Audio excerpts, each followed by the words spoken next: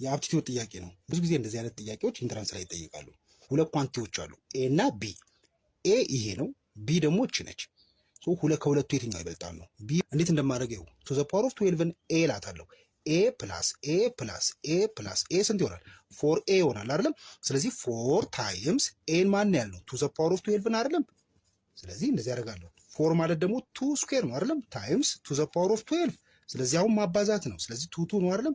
2ን ወስድና 2 እና 12 እንደምራለሁ። ስንት ይሆናል? 14 ይሆናል።